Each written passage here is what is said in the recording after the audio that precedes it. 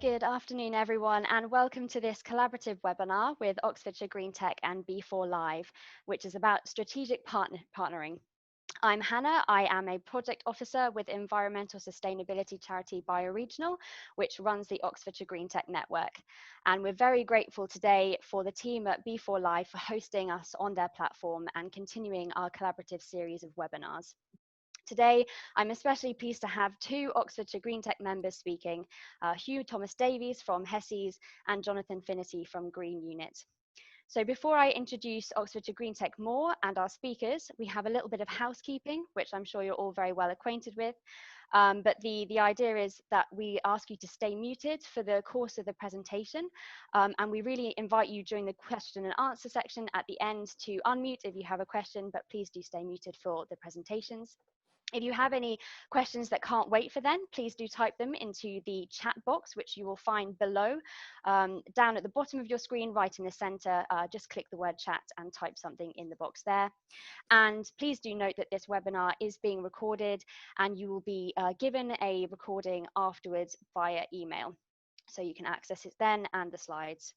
And now for a quick introduction to Oxfordshire Green Tech. So we are a low carbon business network. We're looking to grow the size, scale and reach of the low carbon and clean economy in Oxfordshire. We launched in February 2019 at the Said Business School, where we had close to 300 attendees. And our network now has over 100 members, of which two of them are Hugh and Jonathan here today with us. Oxfordshire Green Tech was developed in partnership, which is what we're talking about today, with Bioregional, my organisation, Cherwell District Council and Cambridge Clean Tech, which is a well-established network at the other end of the Oxford-Cambridge knowledge arc. And do note that joining Oxfordshire Green Tech, our network, gives you affiliate membership of Cambridge Clean Tech. Our focus is to develop a green ecosystem of low carbon businesses, but we invite not only already green or low carbon organisations, but all sectors of business so that we can all learn, collaborate and transition together. So we have, for example, solar manufacturers, lawyers, architects, planet positive printers, and even furniture sellers. In terms of our membership, we currently have an offer on to help out people who might be going through financial struggles as a result of COVID. So we're offering all our current members 6 months of free membership, extending their renewal date, and all new SMEs that like to join, you can also have a 6-month free membership. But this offer ends on the 30th of June. So do get in touch either with myself or go on our website or check out on our social media about that.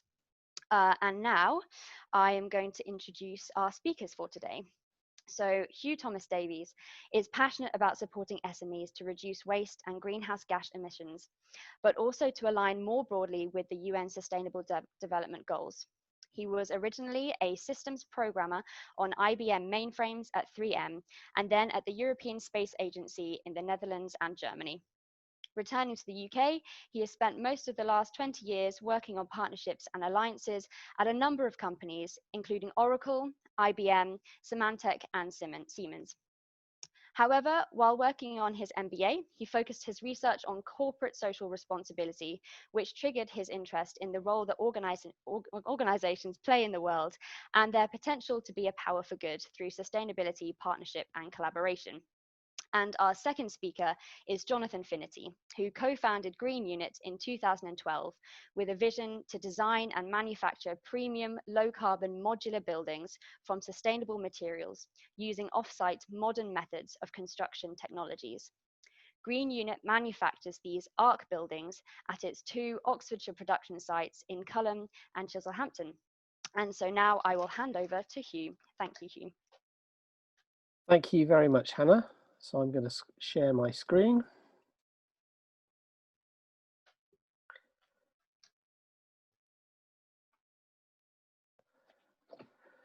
So partnerships are constantly in the news. I see them every day, and I've just got a few examples here.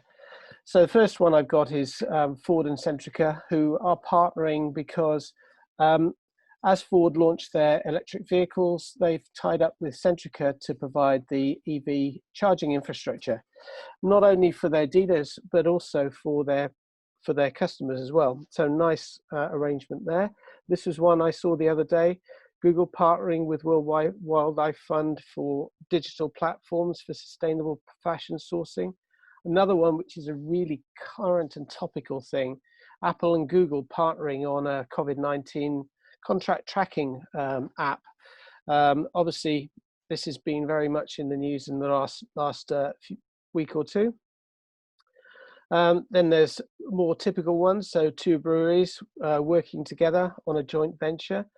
And this one, which is also a very topical thing, which is around AstraZeneca partnering with Oxford University to produce the COVID-19 vaccine. Now, clearly, the value here is that Oxford University has the capability to produce to identify the vaccine, and the manufacturing at scale is what AstraZeneca brings to the party. So, really interesting collaboration between those two organizations. So what I thought I would do is I would talk a little bit about what a partnership is and give some more examples. And then I'm going to hand over to Jonathan, who's going to be talking about his experiences with working with partnerships in his area. So partnership is mutually beneficial and a contributing relationship. So both organizations working together with a common purpose. Generally, or always, there are shared rewards and potentially shared risks as well. So it's not exactly a smooth ride in many situations, but nevertheless, there are complementary skills and expertise that both parties bring to the collaboration. In terms of why partnering, so partnering can do a number of different things. Extend the organization's capabilities, take them into new areas. One of the things that I've been clearly very interested in and focused on in the work that I've been doing for most of the last 20 years is filling gaps, using partners to fill gaps as an alternative to building or buying the capability. And I'll give some examples of that in a moment. So rather than acquiring another organization or building that capability organically, there is the possibility to find a third party to work with as a partner.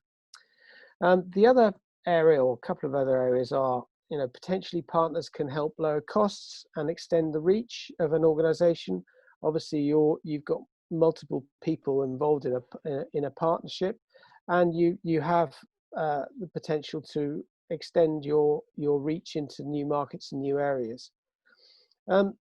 As well as doing that, you've also got the opportunity to mitigate risk. So if your organization is finding itself in an area where potentially you don't have the capabilities, then a partner can definitely help you with that. Access new markets, well, clearly there are some real opportunities here, and that's the reason why many of the organizations that I've worked with in the last few years have been doing the partnering and collaboration. And finally, and this is one that is really becoming very topical now, is in circular applications. There is the opportunity for an organization to use the waste from one organization to create something new in another. And I'll give an example of that in a moment. So I've got a few additional partnership examples. The first one is Apple and IBM. So I was involved with this for 2 years, and I'll talk in more detail about this, but essentially that was all about the development of apps, and these are specific mobile apps, and they were focused on changing the way that people work. The second one, and this is a circular example, is where Toast Ale and Eat partnered. And Eat was an organization making a lot of sandwiches every day, and they had a lot of waste bread as a result. So typically the crusts, which they provided to Toast Ale, and Toast Ale used them as an ingredient for beer brewing. And the third example is Green Unit and Verditech, which Jonathan will talk about in a moment. So Apple and IBM, this was something that I was involved with for 2 years, so I know a bit about this. I led the partnership on the IBM side between IBM and Apple. between 2015 and 2017. So why did they do it in the first place? Well, they did it because they had this vision that with mobile apps, they could change the way people worked. And for IBM, well, they wanted a differentiator in the marketplace. And they saw Apple as a way to do that, because the marketplace in mobile was new, relatively new at that stage. For Apple, they had been very successful and strong in the consumer area. So individuals like me buying their iPads and iPhones, but they had less presence in the enterprise, so the large corporate organizations. And they saw the opportunity to work with IBM, who brought the scale and also existing relationships in the enterprise together. So what happened? We, over 2 years, delivered transformational apps in many different industries, and they were truly transformational. However, one of the most successful industries was the airline industry, where the mobile apps essentially addressed 3 different groups within the airlines. The first one was the engineering teams, because previously there was a lot of documentation involved with maintenance of an aircraft. There was a lot of manuals, a lot of paper, and essentially the app provided them with all of that information, as well as the history and the audit trail of each particular component on an iPad. So great for the engineering teams. For the cabin staff, helpful for them too, because they knew where each passenger was sitting. They knew whether they had some meal preferences. They knew whether they were going to be catching a connecting flight, and if they were, whether they were going to miss it or not if the plane was delayed. So it helped them to be proactive in supporting their passengers. And also for the gate staff. So rather than relying on reams of paper with hundreds of names on it, they had all of that data on their iPad. So truly transformational for airlines. Toast, ale, and eat. Well, this is a story. I love it. You know, I'm a beer drinker. I like beer, and I've enjoyed the toast ale as well. But this is a particularly interesting story, in my opinion, and a great example of a circular example, because this waste bread that Eat was otherwise going to throw away became an ingredient into toast ale, who turned it into beer, and then they sold it back to Eat, to sell in their stores. Now, sadly for this particular example, Eat have now been acquired by Pret, and this no longer exists. However, there is another way that Toast Ale is now able to create beer, and that is by using crumpets. And they've partnered with Warburton's to take the crumpets that they could not sell. They were in some way not fit for sale, so they may be a bit wonky, or they may have been slightly burnt, but they were used as a beer ingredient. So you know, for me, it's very rewarding to see this kind of level of collaboration, and exciting to see the possibilities of more of this kind of thing moving forward.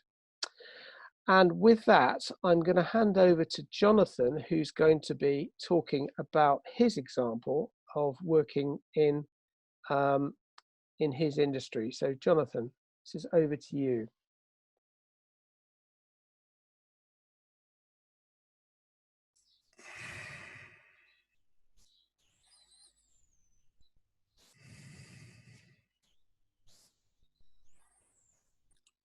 Hello, everybody.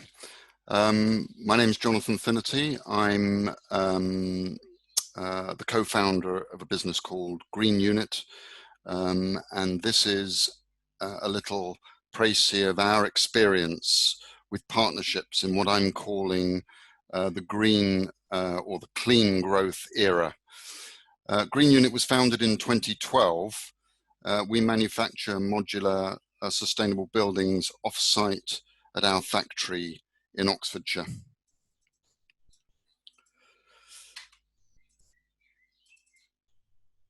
So a little bit of history of partnerships at Green Unit, all with that glorious benefit of hindsight, how I would have done things differently if only I'd known. So I think timing for partnerships has proved very important to us.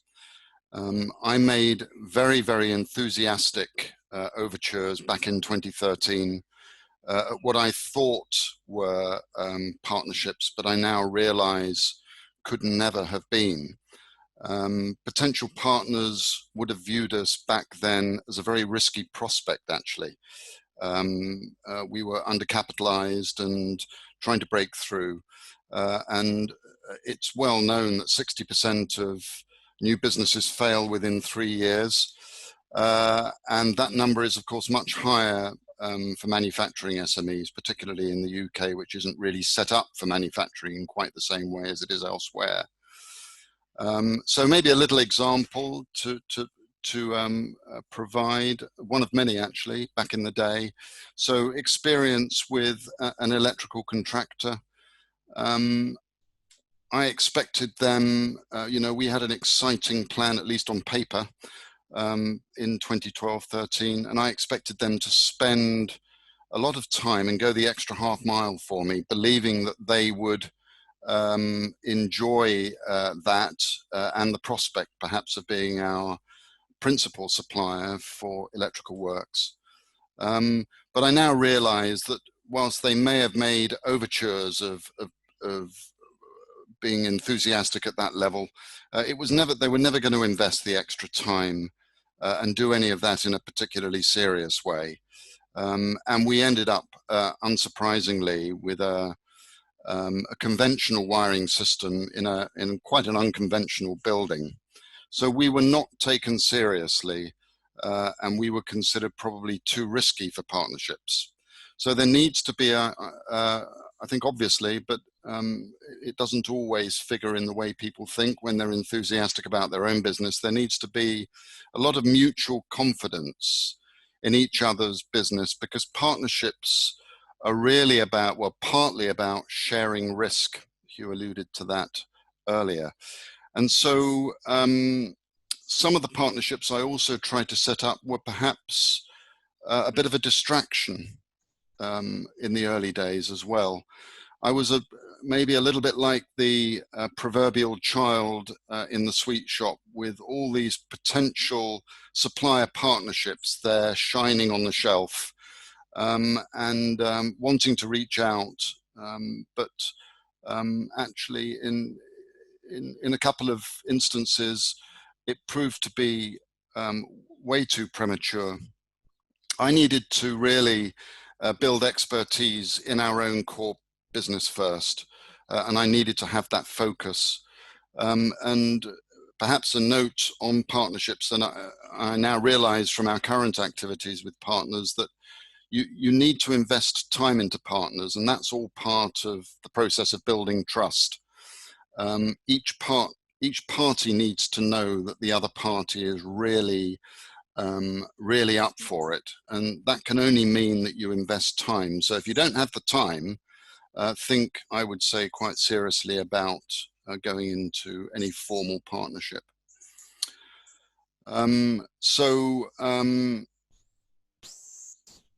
Next slide. So here we are today, 8 years on, and we've undertaken a lot of our own R&D. We've proved our market viability, we've sold some products, and we've built up our own confidence. So now we have something serious to show, and I feel that confidence is starting to shine through, and I'm finding that partners are now approaching us instead of feeling that I was always approaching them. So I feel that we're now credible, and we can now set some robust partnership objectives with a level of confidence. So we currently use and want to use more materials, technologies, and services that many of the companies in Oxfordshire are capable of supplying. So we want as much local sustainable partnership input into our production development whenever possible.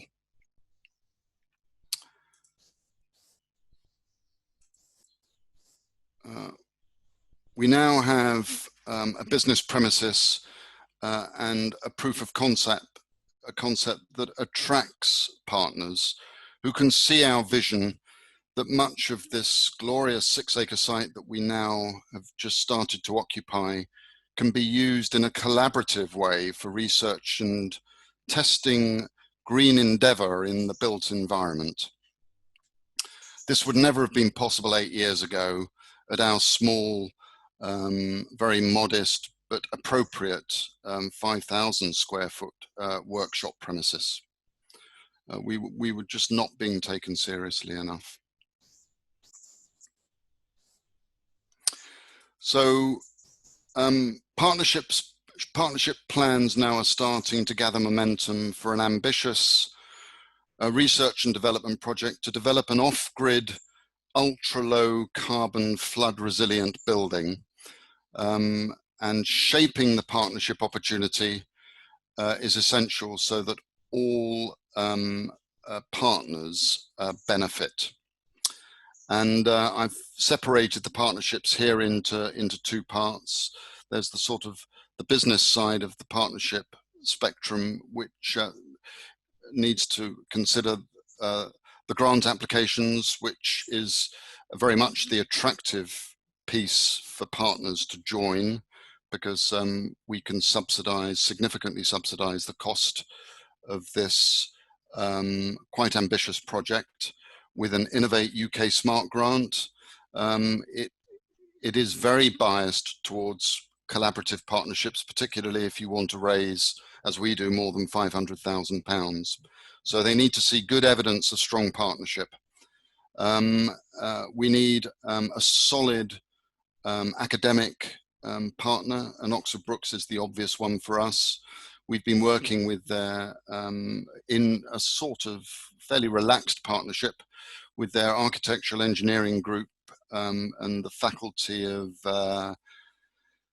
Technology, Design and the Environment for 8 years, but I now want to formalize into something far more substantial so that academia gets the benefit of this R&D project. They also have expertise in supplying what are known as KTPs, knowledge transfer partners, which is a way of developing partnerships, again with academia, but with a particular individual who sets maybe his or her doctorate perhaps around this project. There's the environmental partnerships that we'd be looking to establish with, critically with the Environment Agency. I mentioned that the project is about buildings on floodplain. And then there may or may not be an end client involved in this partnership who understands what we're trying to do and would take the product at the end of the R&D and pay something for it to help subsidize the costs of the project. Or the partners collaboratively may decide that they want to keep the product for further testing and marketing purposes.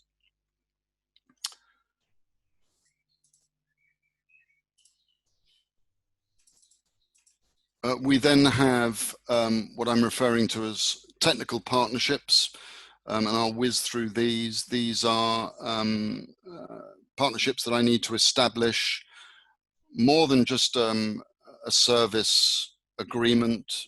You know, they need to be emotionally engaged with what we're doing, appreciating, of course, that a lot of their costs can be mitigated by an Innovate UK grant, perhaps, as I believe will come our way. So engineering for floodplain, we need to develop partnerships beyond what we have already for materials, so looking into stronger, lighter, more sustainable materials. We already have that, a level of that, but I want to extend it so that we end up with an ultra low carbon building as well.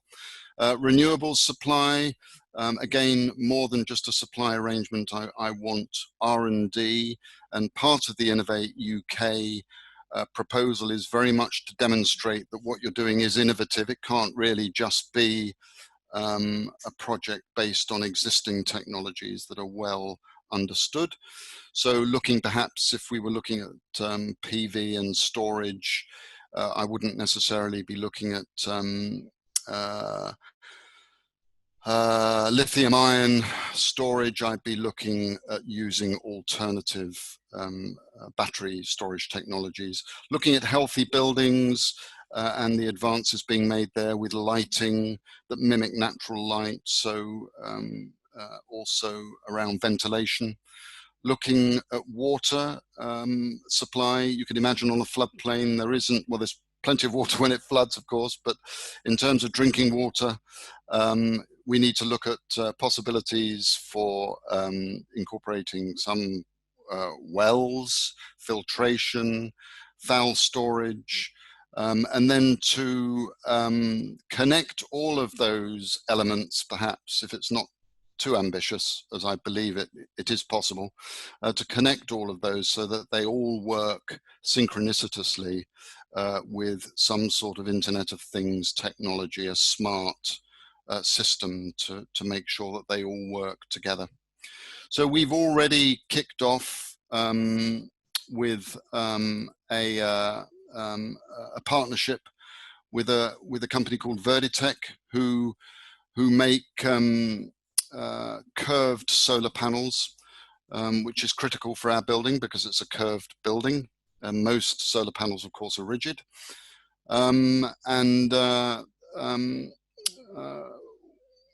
I feel that this is very much been sculptured around mutual benefit. Verditech are quite a young company, but they've got a solution for roofs that don't conform to the normal perpendicular former.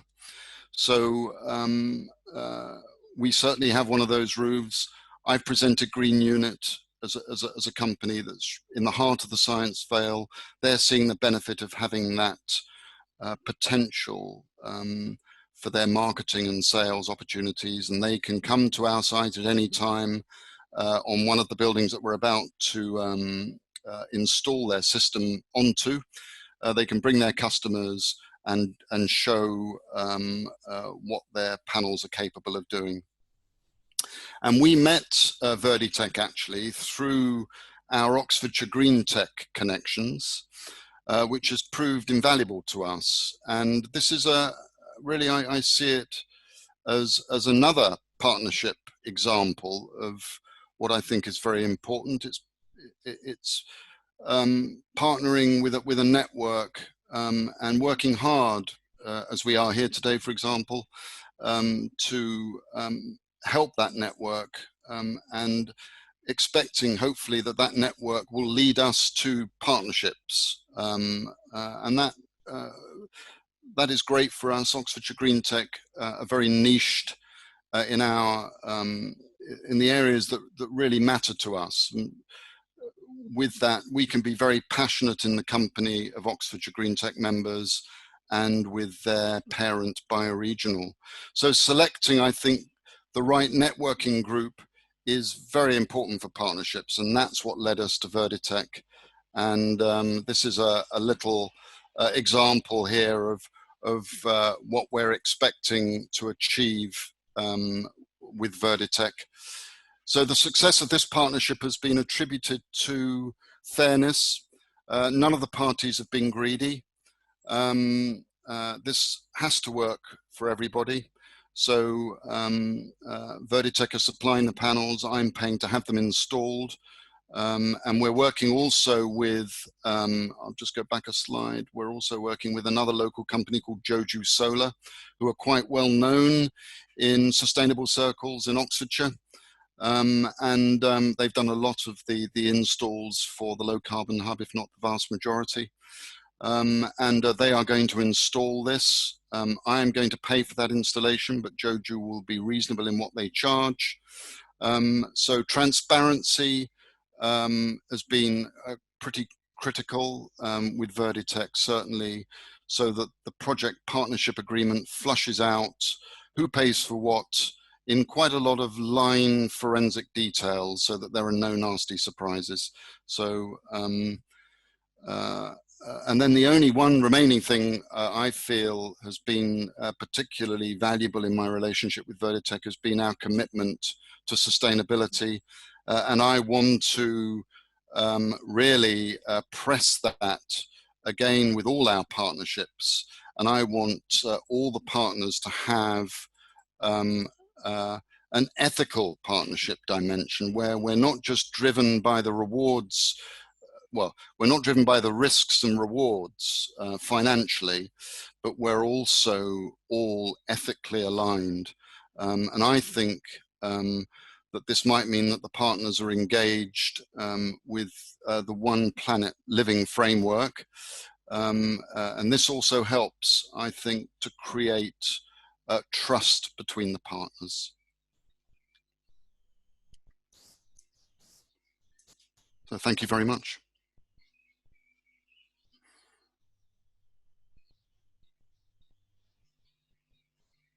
You need to unmute, Hugh.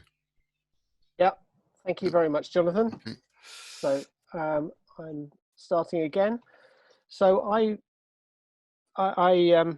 going to talk a little bit about what how to go about partnering. This is the section which is the how. I absolutely share Jonathan's views on shared values and ethics. It's hugely important, and I don't specifically mention that in here, but I think this is becoming increasingly important. One of the things that's been interesting is obviously with the grants that have been delivered to a number of different organisations over the last few months as bailouts. There's been no ethical review of their status, but a third party has done that, and it's quite interesting to see of these large recipients of public money, which ones are actually not performing in an ethical and sustainable manner. So just a little bit of just a slide on who to partner with, because this is a complex world that we're in, but there are some suggestions here. So organizations that could be complementary to yours or share some similarities are potential partners to yours. They could have similarities and share the same or adjacent markets, for example. An example of that is a collaboration between Red Bull and GoPro. So Red Bull being the energy drink and GoPro being the camera that sports people put on their helmets when they do crazy things on mountain bikes. And it was really just a marketing partnership, but they did support one another, and that was quite interesting to see. They are potentially, another angle is where they're different from one another but sell to each other, creating a chain. And you've seen plenty of examples of that scenario. And the third one is sell components that contribute to a common stack that becomes an overall solution. So one of the jobs that one of the organizations I've worked with recently has been a manufacturing company. They manufacture desks that are used in broadcasting. And when these desks are delivered, they are then handed over to a wiring team that wire up those desks and install the equipment. And it does seem to me that is a potential for collaboration, where you could have a wiring company working with the furniture manufacturer. I wasn't involved in creating a partnership, but that's the one that occurred to me as being fairly obvious as a potential next step. So some questions here to think about. So if you're looking at partners or thinking about partnerships, do you meet the same organizations in several of your clients? If so, are they potential partners that you could work with? Is there someone in an adjacent space who potentially could also be a partner? And if so, how could you help each other? So what's the value to both parties? Another way of looking at this, and this is a similar thing to a SWOT really, but I'll explain how this works. So if you're looking at the ecosystem that you're potentially part of, you have a look at your own strengths and document those. Also document the things that you can also do but aren't necessarily differentiators. They are commodity skills. Then think about the things that are your differentiators, you know, the things that really set you apart as an organization. Where are you able to really provide additional value? But also at the same time, think about the areas where you have gaps or weaknesses. And is that an area where you could add strength to your overall proposition or capability by finding a third party to work with? So think about those weaknesses. And if you do work with a third party, potentially could you turn that weakness or perceived area of or gap in your offer to a differentiator for this collaboration?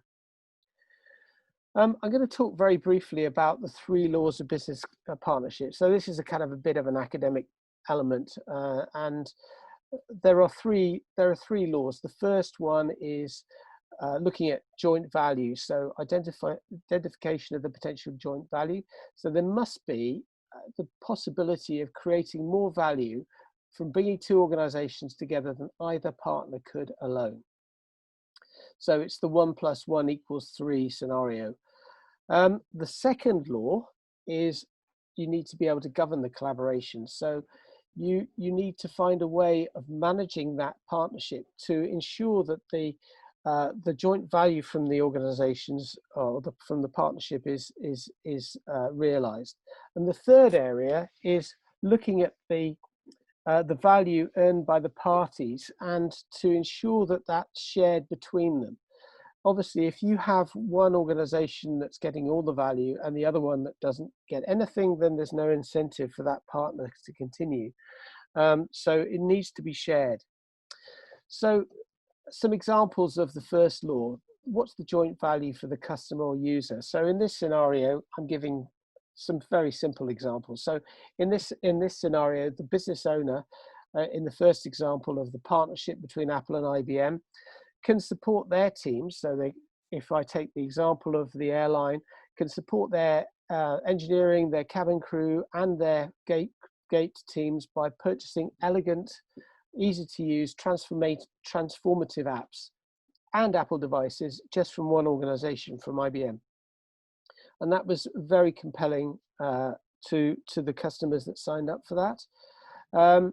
Because otherwise they would have to have bought it from different organizations, get multiple organizations involved, and they had, you know, they may have some trouble, you know, ensuring that they're supported and so on. So that was a compelling proposition for those customers.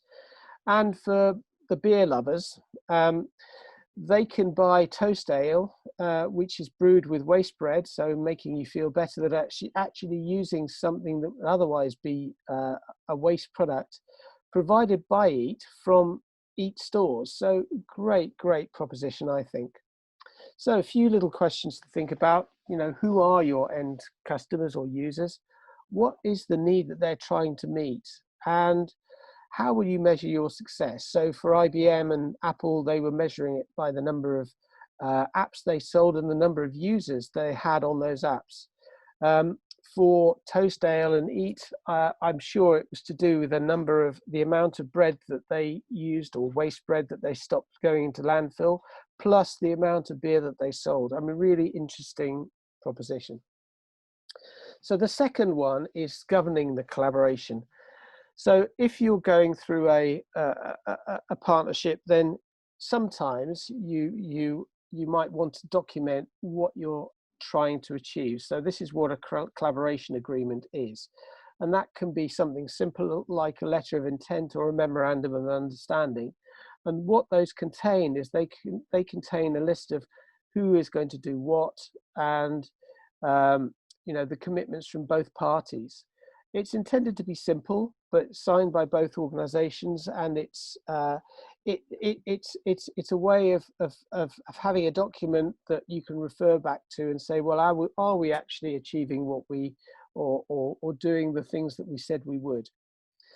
So that's a couple of the ways that you can create a very simple collaborative agreement. You also may need an NDA, a non-disclosure agreement.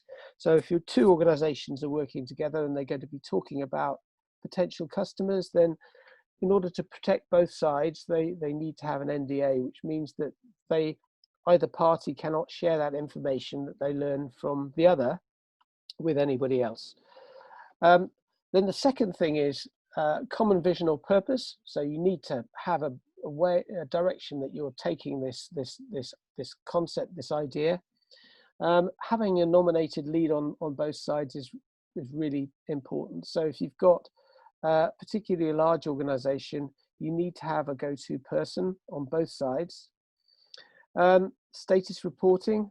Now this might seem boring, but actually I think it's very important to agree on how you're going to report the success of a collaboration, and do this on a regular basis, and also potentially have review meetings. So with the Apple and IBM partnership, we had a quarterly business review.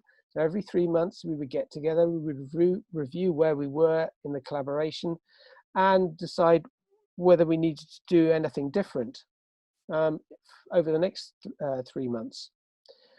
Sometimes in a situation like that, you might need an escalation plan. So when things go wrong, who do you actually escalate to within both parties?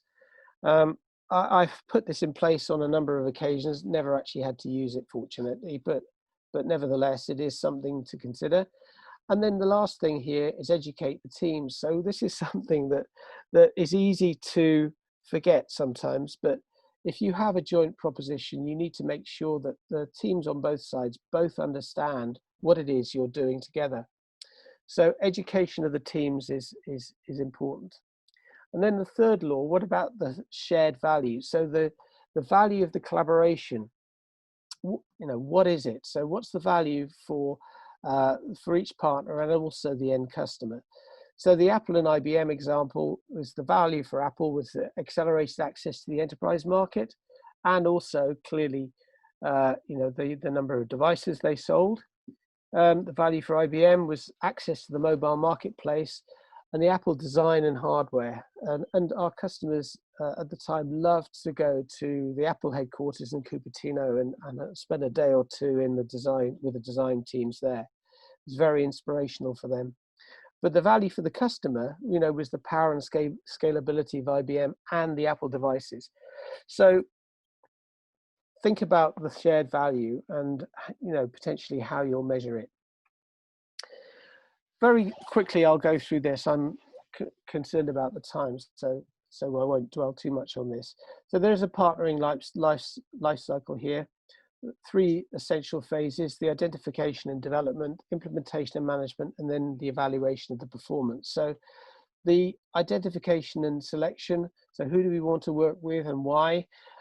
What do both parties have to offer? So doing the resource mapping, a discovery meeting, so bring both parties together to look at, potentially what you could do, and then, if you've got some agreement, decide how you're going to proceed, document that in a memorandum of understanding or a letter of intent, MOU or LOI. You can tell I work for American companies, everything's abbreviated, and also a non-disclosure agreement. And then when it comes to implementation and management, if you want to go to the next step, you can put a formal partnership agreement in place. That's if required. It tends to be something that requires a bit of negotiation, but in some scenarios you may need to require that you may need to do that. So there is co-design and co-creation. There's a governance framework to think about. So who's the lead person on both sides? Think about the status reporting and also the education of this combined team. And then the evaluation bit, how are we doing against our objectives? Are we meeting our goals? what could we do to improve the proposition that we're taking to our users or clients, and what's changed over the previous 3 months. So in terms of kind of getting things started, so these are some ideas. So you could start with an email and follow up with a call to explain your ideas. There's an initial meeting or discovery workshop that you'll need to have with the other organization to think about, to flesh out, put a bit more meat on the bones in terms of what your original concepts are, agree what the objectives are and what's in it for both sides, and think about actually, can you achieve this do you need the partnership? Is this something that you can achieve with internal resources, or how can you accelerate it with that external support? And if so, what external support do you need? And who do you know, or do you know anybody who could help you? And if so, maybe you've talked to them already. And then usually this is the answer, how about a workshop? That's usually the first step. So a few key principles, and this is my final slide. So it has to be a win-win. If there's no benefit for both parties, as I mentioned before, then it's going to be difficult to get it going. As Jonathan says, it's all about relationships. So trust is vital. It's really, really important that both parties can trust one another. Obviously stick to your commitments. If you've made a commitment, even though it's not written in a contract, then it's important to stick with that, because that obviously delivers the credibility that you need. And ensure that everybody knows what success looks like for each party. And it may seem obvious, but sometimes you need to get some clarification on that. In a larger organization, the sponsorship for anything like this needs to come from the top of the organization. Without that level of sponsorship, it's very difficult to move things forward, particularly with anything that's going to involve any kind of investment. And ensure that we know what resources and expertise each party can provide and bring to the joint offer. And the last one is really try and keep it as simple as possible. What I've seen in the past is organizations trying to make things too complex, and complexity is very difficult, very, very difficult to manage. So try and keep it as simple as possible. So that is the end of the slides. Thanks so much, Hugh. That was really fantastic, and thank you also to Jonathan for being our two speakers today. I hope we can all agree that was a really great overview, but also in-depth analysis into what makes a good partnership, how we can start that, and really great case studies from Jonathan as well. So thank you both for that. We now have about 10 minutes for a few questions and answers. And if you would prefer to write your question in the chat box, then I can read that out to our two speakers. But equally, if you would prefer to unmute yourself and speak directly to Hugh or Jonathan, feel free to do that. But I will kick us off, if that's all right, with a question that I have for both of you. And it came to mind when Jonathan was speaking earlier about his sort of initial startup of Green Unit and the way that he wasn't necessarily taken seriously at first. So to both of you, at what point in your business journey, from very initial idea all the way through to sort of, really generating a lot of revenue and feeling more established and firm in yourself, at what point should you consider a partnership? Shall I go first, Hugh? Well, yeah, it's that is an interesting question, and the answer is it depends. It depends on a number of different factors. Clearly, even at the beginning of a journey, if two small companies or small startup organizations see an opportunity to work together, then absolutely they should be pursuing that. I think it's difficult when you're a startup business working with an established organization, and this was really my understanding of what Jonathan was saying. When you're a startup, then you don't know what you don't know at that stage. So two relatively new organizations working together, I think, can work well. But actually, you have to have a shared vision. You have to have a shared set of objectives. Otherwise, it's very difficult to get things started. Yeah, I alluded to needing to have time for partnerships, because if you're going to bother to do it, you need to do it well. So I think for me, it was made possible, not when we were earning lots of money, because that hasn't happened, but more when I was able to carve out some resourcing for staff, which meant that I wasn't doing 6 people's jobs, and that I had time to do my blank canvas thinking around partnerships. And that probably didn't come until about, it didn't come until year 6 and 7. So that was when it was all viable for me. Okay, that's helpful, thank you. Does anyone else have any questions?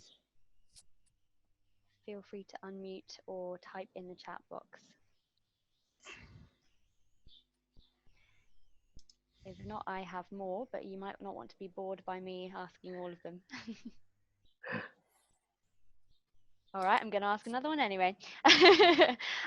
Yeah, so we've spoken a bit about when you would do it, how you would have enough headspace to do it. What would your suggestion be if you wanted to partner with an organization that you can see from a strategic point of view would be a great idea to partner with, but how would you generate a successful partnership with someone who had a very different personality or a working style to you? So you're talking about an individual here rather than an organization. I mean, one of the things about a partnership or a collaboration is about a relationship, and if your values and your working styles and your approach is radically different, then it's going to be very difficult. So I would caution against that, because it's easy to spend a lot of time on this. As Jonathan mentioned, you can put a lot of time and effort into this, and if you don't see the culture similarities and the relationship, you could see it's going to be a bit tricky. Then I would suggest that you look elsewhere. That would be my view. There are plenty of potential partners out there. It's important you have these shared values, I think. I don't know, Jonathan, whether you would got any other thoughts on this? Yeah, so I think it can be useful if the 2 lead individuals in the partnership on either side, you could construe it as being quite useful that they see the world in a slightly different way, because you can then bring different dimensions into the partnership. So that, looking at the pint half full a little bit. But for me, if there was an awkward relationship within the partnership, I'd be deferring to probably the ethical partnership dimension to make sure that that was solid. If that weren't solid, then I wouldn't be doing it. But if it were solid, then I think I could work around any of the other difficulties. That's really useful, thank you. Emma has just typed a question into the chat, so I'll read that out for you. So Emma says, could Hugh give an example of a partnership that has been successful to gain market reach for a company and why it worked?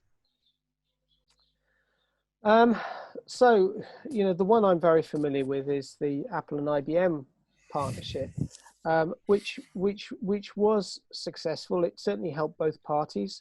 IBM with their access to the mobile marketplace, and Apple to access Apple to access the enterprise marketplace, and IBM to access the mobile space. So that was successful for both parties. But the other thing to mention is that actually, things evolve over time, and a partnership that may be successful for a period of time may not. There's always an end to a collaboration as well as a beginning. So it ran its course, that partnership, and both parties started to work with other organizations. So so it was clearly time limited, and I think at the beginning of this, we gave it 3 years, 3 or 4 years, and essentially that's the way it worked out. I was involved for 2 of those years, but there are, there are other examples of organizations expanding into new areas. So I've been talking to a company that manufactures batteries, or they use graphene for batteries, and they're actively looking for partnerships to move into new markets that they're currently not part of. So so it's quite commonplace, and there are plenty of examples. So I would say that actually, if you have anything specifically in mind, then please reach out to me, and I will see if I can find some examples for you. Great, thanks, Hugh. I think we have about time for one more question. So if anyone has something, speak now or forever hold your peace. Or type now, if you would prefer. If not, I do have another question. Yeah, so we've talked a little bit about how you can create joined value and sort of access maybe different markets to what you might be able to do on your own. So how would you go about broadcasting your new partnership to potential new customers? What would be some good mechanisms for doing that?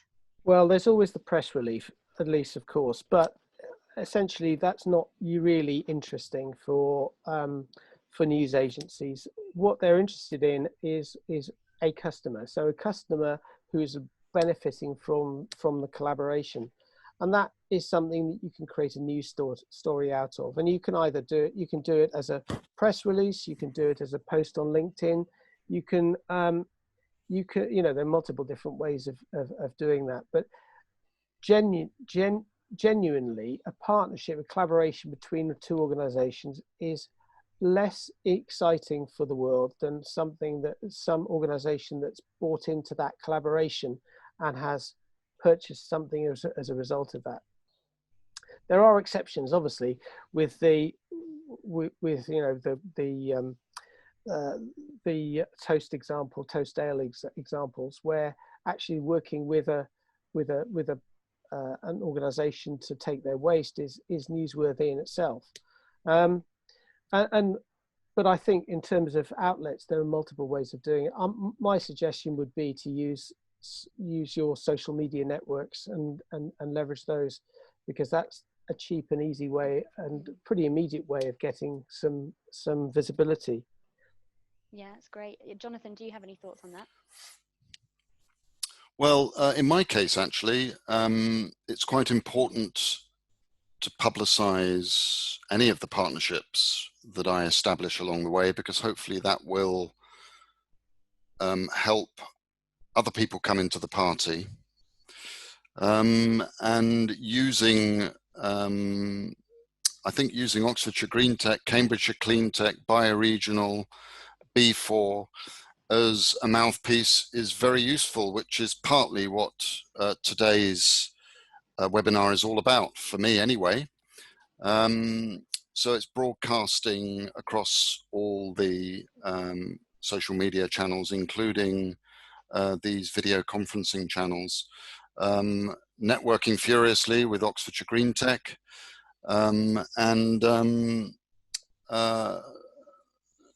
yeah, nothing more to add than that, really. No, that's great. That's really helpful. Oh, and perhaps also combining the marketing resource of both companies to get different angles on how any press release is presented. Yes, yeah. yes. Yeah. Brilliant. Okay, well, I think that pretty much concludes our session today. So I'll say thank you again to both of our speakers. You presented wonderfully, and it will be really great to get hold of that recording afterwards to be able to see your slides and listen to your presentations again. And so that will be sent to you attendees via email in the coming days. Just a reminder again that if you're interested in becoming a member of Oxfordshire Green Tech, as our two speakers are, do get in touch with me. My email and my phone number is on screen there, but you can also pop to our website and do look at our events web pages for more of these sorts of webinars coming up on a variety of different topics. There's one on the Energy Super Hub, I believe, coming up in a few weeks' time, which should be very exciting. And if you have any more questions to pose to either Hugh or Jonathan after this, their email addresses and phone numbers are also here, and I'm sure that they'd love to hear from you. But in the meantime, we wish you all a very, very good afternoon and rest of your week, and hope to see you again soon.